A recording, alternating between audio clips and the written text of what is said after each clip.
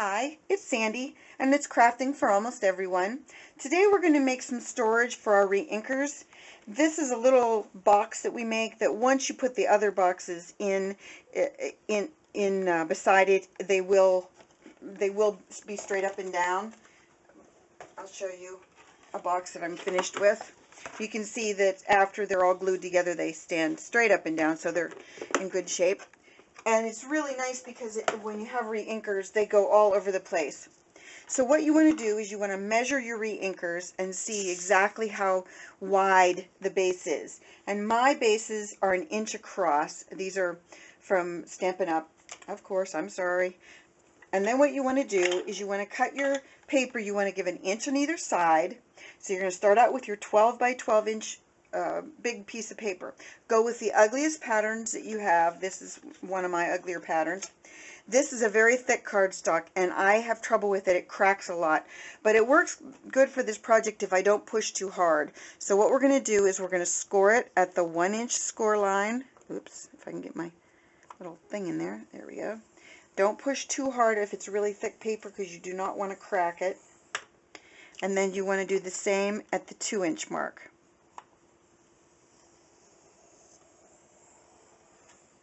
Then you want to turn your page on its end, and you want to score it again at the 1 inch mark because you want to have a 1 inch back to your box and a 1 inch front to your box. We're done with our scoreboard. That's all the more it is. So again, you're starting with 12 by 12 inch paper. You're going to cut it into 3 inch strips. Then you're going to want to fold it up. Don't fold it if it's really thick, like mine is. Don't fold it too aggressively or you'll crack the paper. I try hard not to do that, but like I told you, I really struggle with cracking this kind of paper. And I'm only bending it a little bit now just to get it started. Okay. Then what you need to do is you want to take your snips and you want to go to the bottom and you want to find that horizontal and vertical, well, you want to find your vertical line. You want to take your scissors and snip on either side of it in a triangle, and in the end you're going to pull out a triangle piece. You're going to do that all the way to the horizontal line, and you're going to do that on both inch markers. The reason you do that is so that when you create your box, it looks like it was professionally made, and of course you want that. You're going to go to the other end. We're going to snip this end again on either side of your vertical line up to your horizontal line. And we're going to do both sides, and we're going to pull those out. Those are going to be garbage. Then what you're going to want to do, now this is the important part of it, your glue goes on the back of your pink pieces. So I'm using a little bit of Tombow. I know you Tombow people always think I use too much Tombow, but I just really want it to stay. And then what you're going to do is you're going to pull your sides up to 90 degrees if you can. Then you're going to bend in your two end pieces, your two end flaps. You're going to take your back piece. I don't know if you can see me do that. You're going to take your back piece. And this is the secret. After you're done, paper clip it. Paper clip it.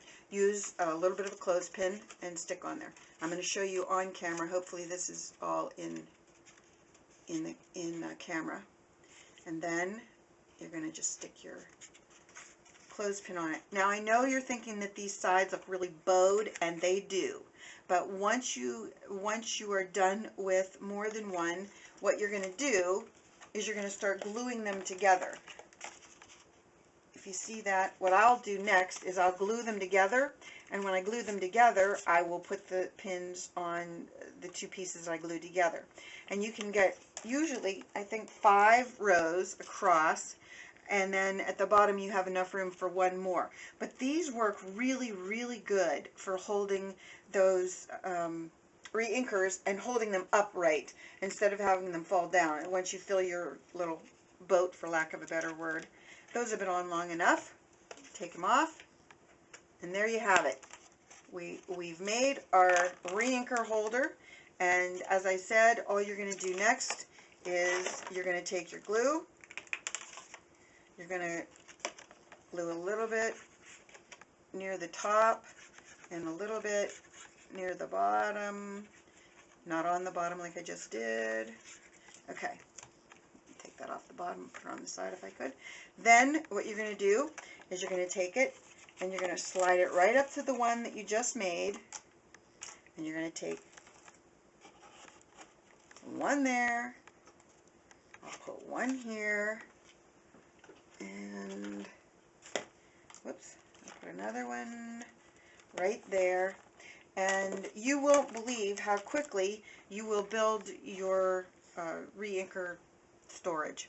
That's my tip for the day. I hope you liked it. Please give it a thumbs up and subscribe if you would. I'd really appreciate it, and look forward to another video in the next day or so. Thanks again for watching. Bye-bye.